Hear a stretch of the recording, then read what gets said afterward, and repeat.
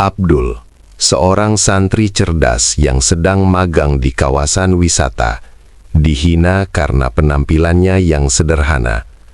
Namun, ketenangannya diuji saat ia menjadi satu-satunya orang yang bisa menenangkan anak seorang turis asing yang mengalami panic attack hebat melalui lantunan ayat suci yang logis secara psikis. Matahari baru saja melewati puncaknya, menyisakan hawa gerah yang menggantung di udara desa wisata itu.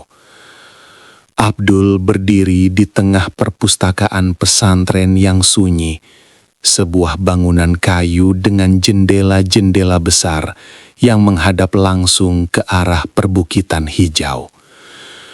Tangannya yang dibalut kemeja katun rapi bergerak lincah menyeka debu dari punggung-punggung buku tua. Baginya, kegiatan ini bukan sekadar tugas, melainkan cara untuk menjaga ritme ketenangan batinnya. Dia bukan tipe orang yang banyak bicara, namun gerak-geriknya menunjukkan ketelitian yang jarang dimiliki pemuda seusianya.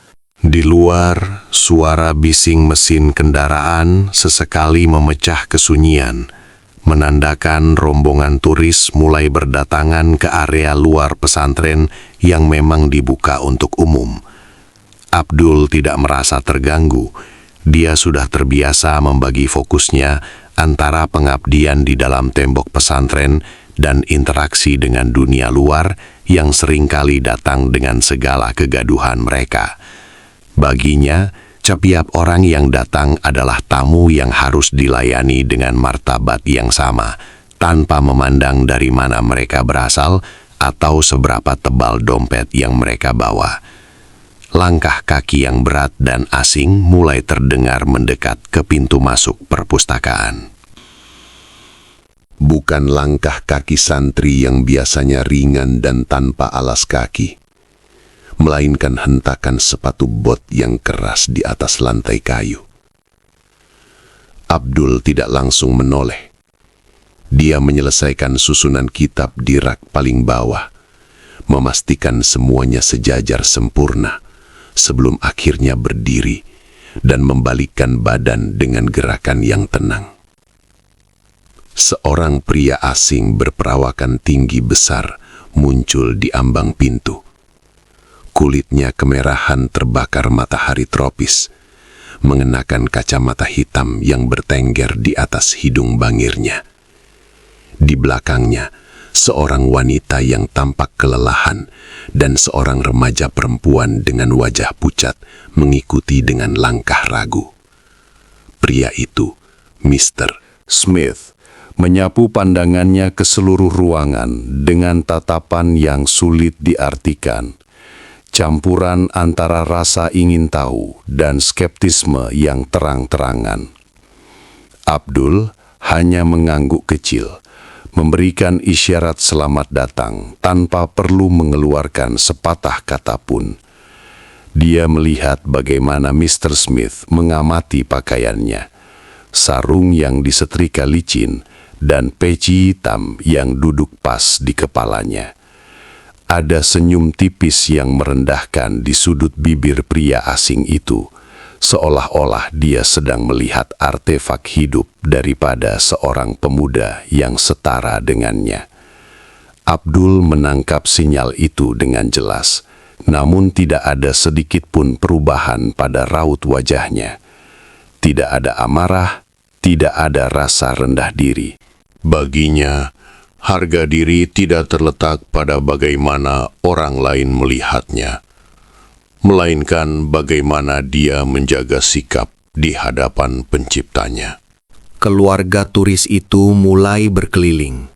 Mr. Smith sesekali menyentuh rak buku dengan ujung jarinya, lalu mengecek apakah ada debu yang menempel. Dia tampak mencari-cari alasan untuk mengeluh. Di sisi lain, remaja perempuan bernama Chloe itu terlihat sangat tidak nyaman. Dia tidak memperhatikan buku-buku itu sama sekali. Tangannya terus meremas ujung kaosnya sendiri, dan napasnya terdengar pendek-pendek di tengah keheningan ruangan. Abdul mengamati itu dari sudut matanya. Sebagai seseorang yang terbiasa dengan keheningan dan observasi, dia bisa merasakan ada sesuatu yang tidak beres dengan ritme tubuh gadis itu. Namun dia tetap diam, memberi ruang pribadi bagi tamu-tamunya. Keheningan di dalam perpustakaan itu terasa kontras dengan ketegangan yang dibawa oleh Mr. Smith. Pria itu mulai bergerak mendekati meja kerja Abdul, melihat perangkat komputer tua yang digunakan untuk mendata buku. Dia menggelengkan kepala, mungkin berpikir betapa tertinggalnya teknologi di tempat ini. Dia mencoba menekan beberapa tombol keyboard dengan kasar, seolah-olah ingin membuktikan bahwa benda itu tidak berfungsi dengan baik. Abdul hanya berjalan mendekat, lalu dengan gerakan yang sangat sopan dan tanpa ekspresi konfrontatif, dia mengarahkan tangan ke arah tanda dilarang menyentuh perangkat tanpa izin yang tertulis dalam bahasa Inggris yang rapi. Tatapan Mr. Smith menajam. Dia menatap Abdul dari atas ke bawah sekali lagi, lalu menggumamkan sesuatu kepada istrinya dengan nada suara yang sengaja dikeraskan. Meskipun Abdul tahu pria itu berpikir dia tidak akan mengerti bahasa yang digunakan, namun Abdul tetap pada posisinya. Dia tidak membalas dengan kata-kata kasar, tidak juga mencoba pamer kemampuan bahasanya. Dia hanya berdiri dengan punggung tegak, tangan tertangkup di depan, menunjukkan bahwa otoritas tempat ini tetap berada di tangannya, meski dia hanya seorang santri bersarung di mata mereka. Matahari semakin merendah, menciptakan bayangan panjang di lantai kayu. Chloe, sang anak, mulai terlihat semakin gelisah. Dia duduk di salah satu kursi kayu, mencoba mengatur nafasnya yang semakin tidak beraturan. Suara detak jam dinding di perpustakaan itu seolah menjadi satu-satunya ritme yang tersisa. Ibu Chloe mencoba memberikan sebotol air, namun gadis itu menolaknya dengan gerakan tangan yang gemetar. Ada aura kecemasan yang pekat yang mulai memenuhi sudut ruangan itu. Abdul berjalan menuju pojok ruangan, mengambil sebuah teko tanah liat berisi air sejuk dan beberapa gelas bersih. Tanpa suara, dia meletakkannya di meja dekat keluarga itu berada. Dia tidak menawarkan secara lisan, hanya memberikan akses jika mereka membutuhkannya. Gerakannya sangat halus, hampir tidak menimbulkan bunyi. Hal ini justru membuat istri Mr. Smith sedikit tertegun. Ada kelembutan dalam cara Abdul memperlakukan mereka, yang justru terasa lebih kuat daripada protes manapun. Namun, Mr. Smith tetaplah Mr. Smith. Dia mengabaikan air itu dan terus bergerak mencari sesuatu yang bisa dikritik.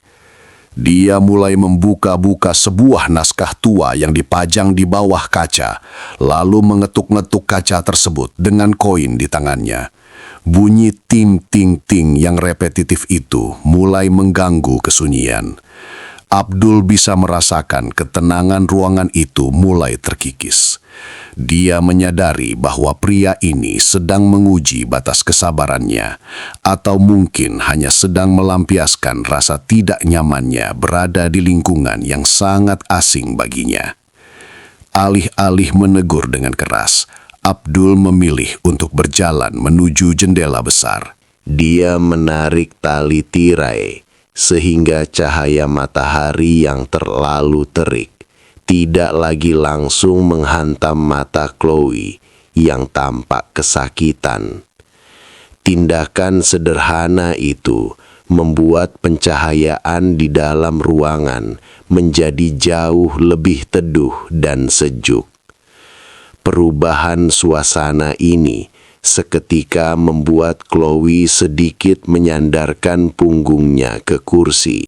Suasana di dalam perpustakaan yang tadinya tenang seketika berubah menjadi pengap. Chloe yang masih terduduk di kursi kayu mulai menunjukkan tanda-tanda fisik yang mengkhawatirkan. Wajahnya yang semula hanya pucat, kini mulai memancarkan rona kebiruan di sekitar bibir. Tangannya yang gemetar kini mencengkeram pinggiran meja begitu kuat, hingga buku-buku jarinya memutih. Ini bukan sekedar rasa takut biasa. Ini adalah serangan panik yang berujung pada hiperventilasi, sebuah kondisi medis di mana tubuh kehilangan keseimbangan kadar karbon dioksida karena napas yang terlalu cepat dan dangkal. Mr. Smith meledak dalam kepanikan yang agresif. Dia mondar-mandir di ruang sempit itu, sambil sesekali memukul telapak tangannya sendiri. Sebuah gestur frustasi karena merasa tidak berdaya. Dia mencoba memeriksa ponselnya, mencari sinyal yang timbul tenggelam di daerah perbukitan itu, lalu mengumpat pelan saat melihat indikator baterai yang kritis.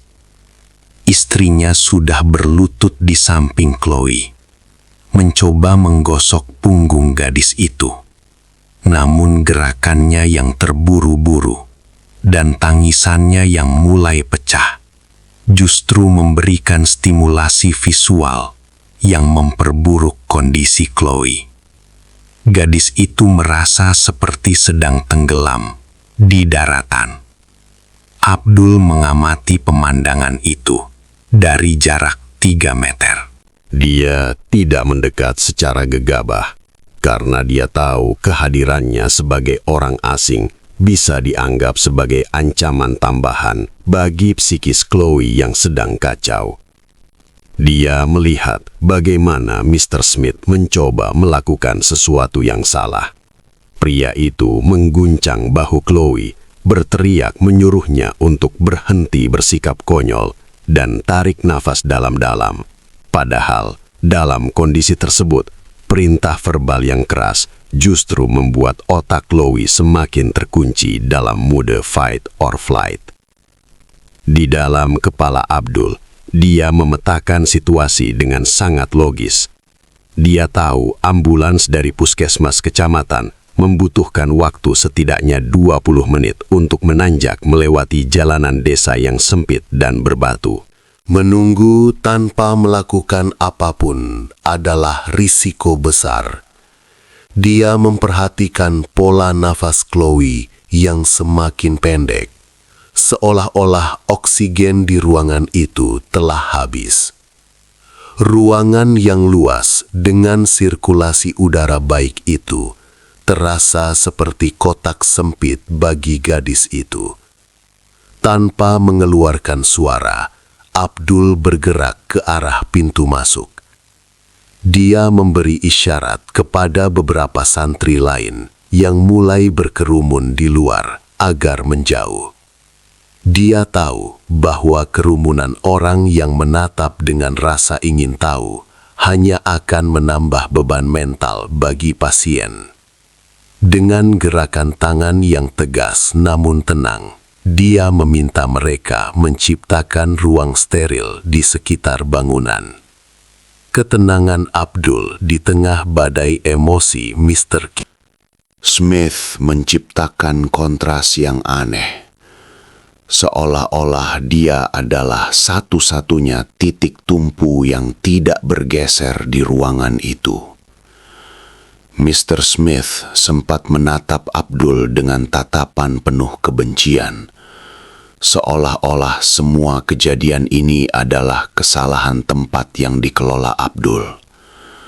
Pria itu mulai membongkar tasnya, mencari obat-obatan yang mungkin tertinggal, namun hasilnya nihil.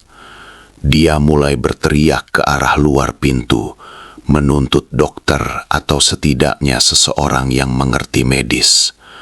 Namun di desa terpencil ini pada jam segini, suara teriakannya hanya memantul di dinding-dinding kayu perpustakaan. Abdul melihat Chloe mulai kehilangan fokus matanya. Gadis itu mulai menatap kosong ke langit-langit, tanda bahwa dia mulai kehilangan kesadaran karena sirkulasi oksigen yang tidak merata ke otak. Abdul tahu dia harus melakukan sesuatu untuk menurunkan frekuensi kepanikan di ruangan ini. Bukan dengan obat, karena dia bukan dokter. Bukan dengan mantra, karena dia menghargai logika. Dia harus menggunakan apa yang dia miliki. Kontrol suara dan frekuensi yang mampu menyentuh saraf pusat manusia. Dia berjalan perlahan menuju sebuah rak di sudut yang berisi Al-Quran besar. Dia tidak mengambilnya untuk sekadar memegang, tapi dia sedang mempersiapkan diri secara mental. Abdul tahu bahwa ketenangan adalah sesuatu yang menular. Begitu juga dengan kegelisahan. Dia mulai mengatur napasnya sendiri terlebih dahulu. Dia sengaja memperlambat detak jantungnya sendiri melalui teknik pernapasan perut yang sering dia latih saat menghafal kitab suci. Dia harus menjadi jangkar sebelum dia bisa menarik orang lain keluar dari badai. Ketegangan mencapai puncaknya saat Chloe mulai mengalami tremor hebat di kakinya. Istri Mr. Smith kini benar-benar histeris, menutupi wajahnya dengan kedua tangan. Mr. Smith berdiri mematung di tengah ruangan. Wajahnya menunjukkan kehancuran seorang ayah yang melihat anaknya menderita, namun tidak bisa berbuat apa-apa dengan semua uang dan kekuasaan yang dia miliki di negaranya. Di titik inilah logika materi bertemu dengan batasnya. Abdul melangkah maju 2 tindak. Dia tidak mencoba menyentuh atau menghalangi Mr. Smith. Dia hanya menaruh gelas berisi air yang tadi dia siapkan di titik yang lebih dekat dengan jangkauan tangan mereka. Lalu dia duduk bersila di lantai kayu, sekitar 2 meter dari kursi Chloe. Posisinya rendah, tidak mengancam, dan sangat stabil. Dia tidak melihat ke arah Mr. Smith. Dia hanya memfokuskan seluruh perhatiannya pada upaya menyeimbangkan atmosfer di ruangan yang sudah beracun oleh kepanikan itu. Bab ini berakhir dengan keheningan yang mencekam sesaat sebelum Abdul membuka mulutnya. Bukan untuk bicara, bukan untuk berdebat, tapi untuk memulai sebuah metode yang selama ini dia yakini mampu membawa kedamaian bagi jiwa yang sedang teramat sakit. Ruangan itu terasa semakin mengecil saat frekuensi nafas Chloe berubah menjadi suara tarikan udara yang kasar dan putus-putus. Dalam dunia medis, kondisi ini mulai memasuki tahap di mana otak merespons stres dengan mematikan fungsi logika dan memperkuat insting bertahan hidup yang kacau. Mr. Smith, yang biasanya memegang kendali penuh atas hidupnya, kini terlihat seperti pria yang hancur. Dia berdiri mematung, menatap tangan anaknya yang mulai kaku dan melengkung. Sebuah efek samping dari ketidakseimbangan elektrolit akibat hiperventilasi. Abdul tahu bahwa momen ini adalah titik kritis.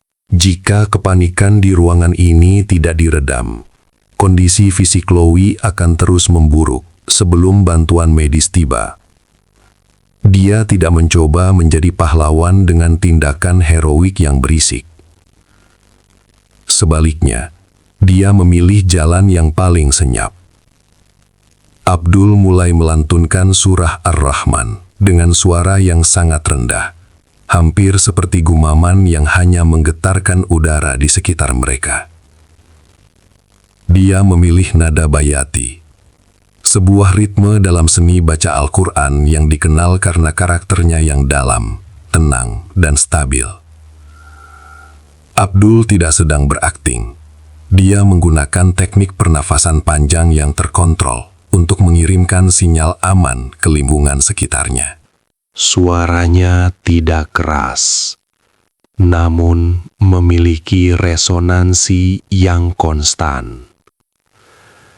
Secara perlahan, getaran suara itu mulai mengisi celah-celah di antara isak tangis istri Mr. Smith dan napas berat suaminya. Awalnya, Mr. Smith menoleh dengan tatapan tajam dan penuh curiga. Dia tampak ingin menghentikan apa yang dilakukan Abdul, menganggapnya sebagai gangguan atau ritual yang tidak masuk akal di tengah situasi medis. Namun, sesuatu yang aneh terjadi.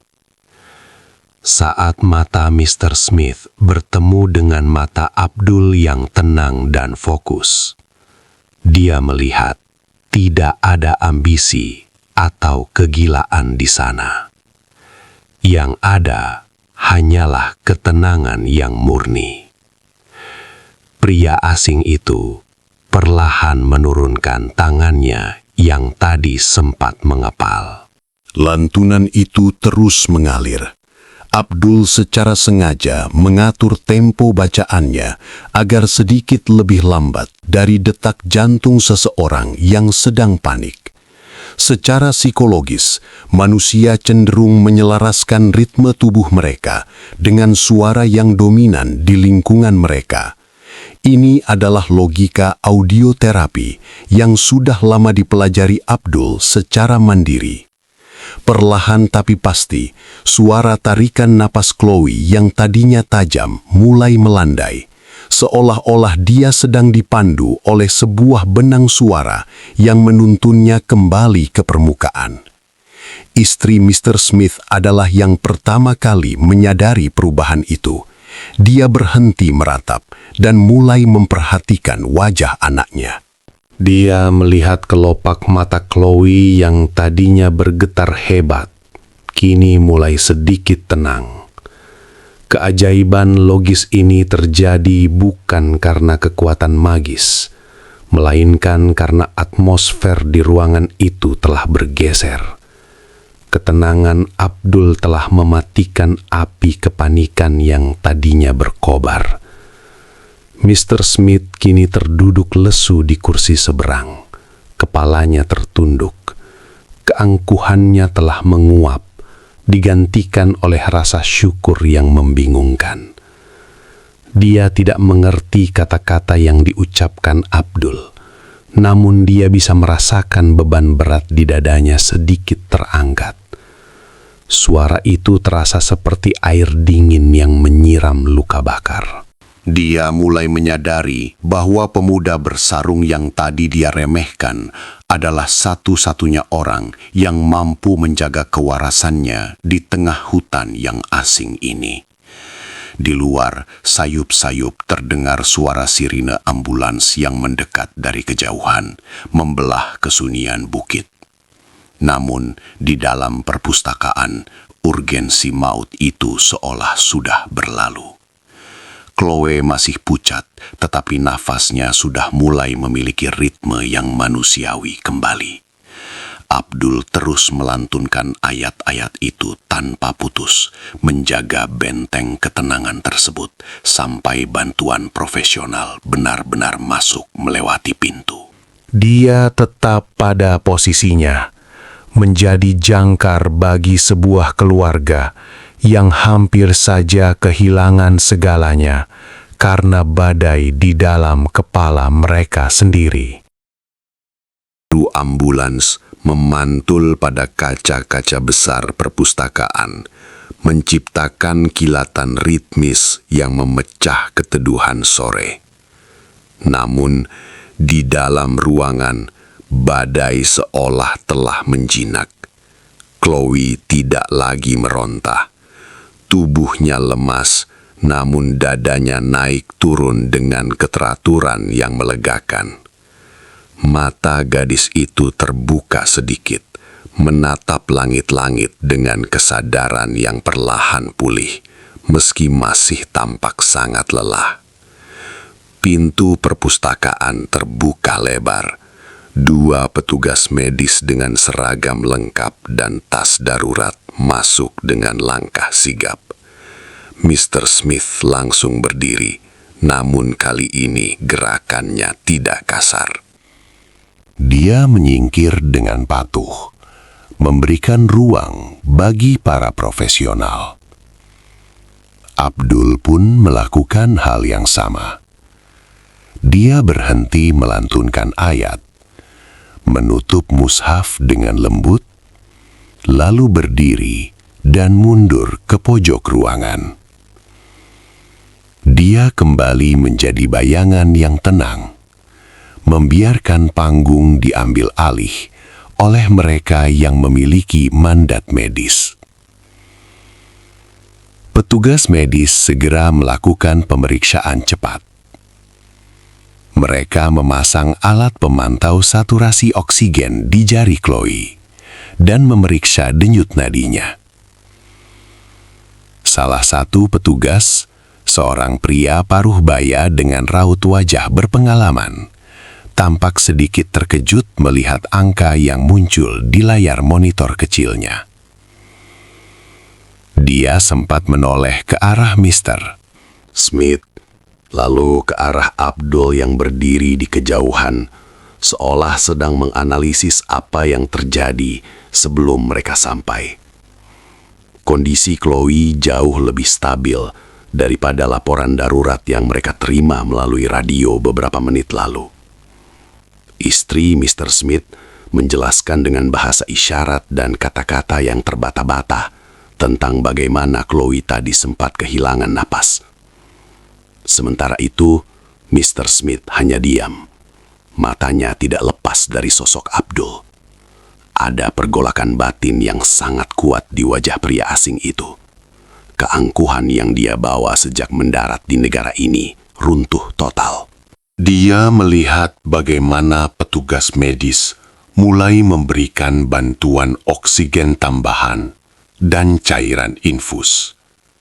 Namun dia tahu bahwa pertolongan pertama yang sebenarnya justru datang dari sesuatu yang tidak bisa dia beli dengan uang, ketenangan suara dan jiwa.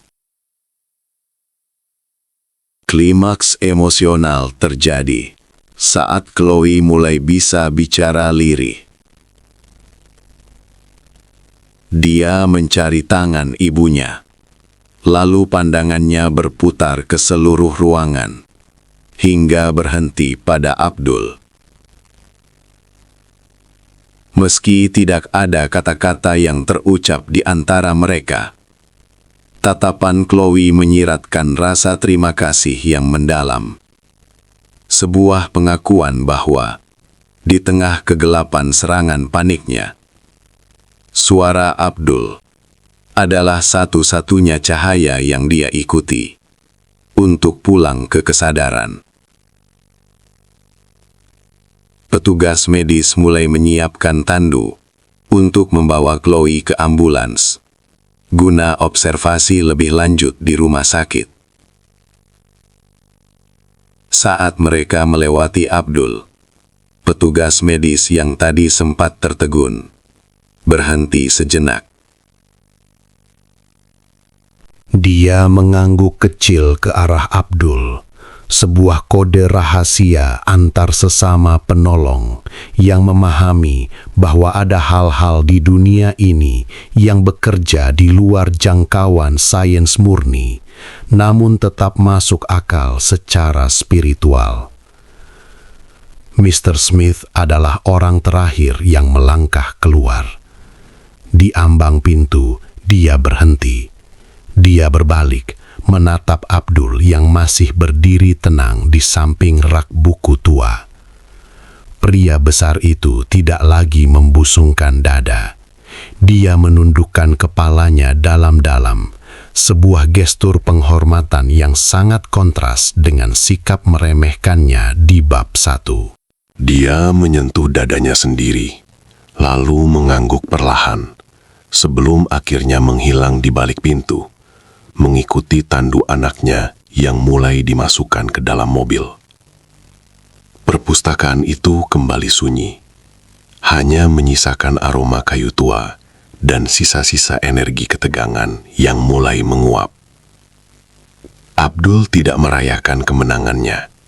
Dia hanya berjalan menuju meja, mengambil gelas air yang tadi sempat diabaikan, lalu mulai merapikan kembali kursi-kursi yang berantakan. Baginya, ujian sesungguhnya bukan pada bagaimana menolong orang lain, melainkan bagaimana tetap rendah hati.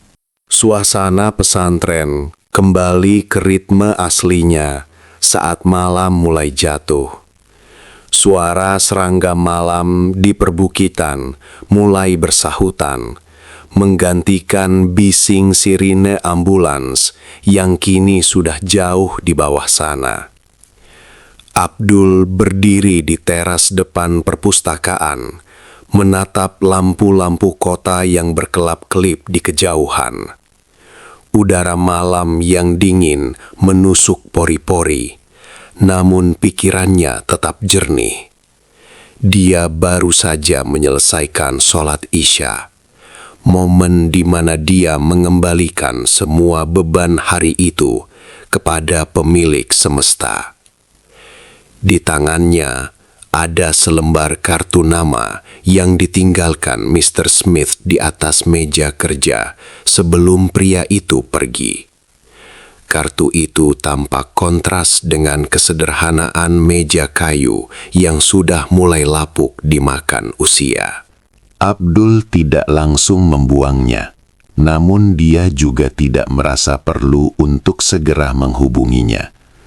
Baginya, pertemuan tadi siang adalah sebuah ketetapan yang sudah selesai perannya. Dia tidak merasa telah menyelamatkan nyawa.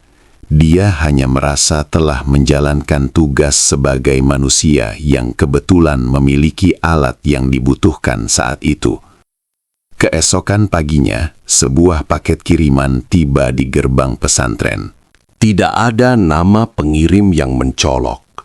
Hanya sebuah catatan kecil dalam bahasa Inggris yang rapi. Ketenangan tidak bisa dibeli. Tapi kini aku tahu di mana harus mencarinya.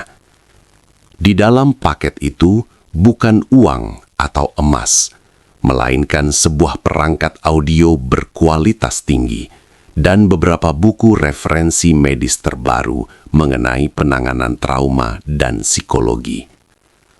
Mr. Smith tampaknya memahami satu hal tentang Abdul. Pemuda ini tidak butuh imbalan materi. Dia butuh sarana untuk terus belajar. Abdul membawa paket itu kembali ke perpustakaan. Dia menata buku-buku baru itu di rak yang paling strategis. Ada kepuasan tersendiri saat melihat literasi modern kini bersanding dengan kitab-kitab klasik di ruangannya. Ini adalah bentuk moderasi yang nyata, di mana iman tidak menolak sains dan sains tidak lagi meremehkan kekuatan spiritual. Abdul menyadari bahwa dakwah yang paling kuat tidak selalu lewat lisan yang fasih berdebat, melainkan lewat sikap yang mampu menjadi jawaban saat dunia sedang buntu. Cerita ini berakhir bukan dengan perpisahan yang dramatis, melainkan dengan sebuah awal yang baru. Pesantren itu kini memiliki sedikit warna baru dalam kesehariannya. Abdul tetap menjadi santri yang sama, rapi, cerdas, dan tidak emosional. Namun ada satu hal yang berubah di desa wisata tersebut.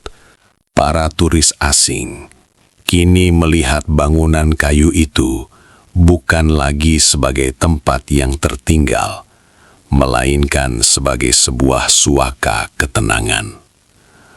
Abdul kembali duduk di meja kerjanya, membuka kembali catatan manualnya, dan melanjutkan apa yang tertunda.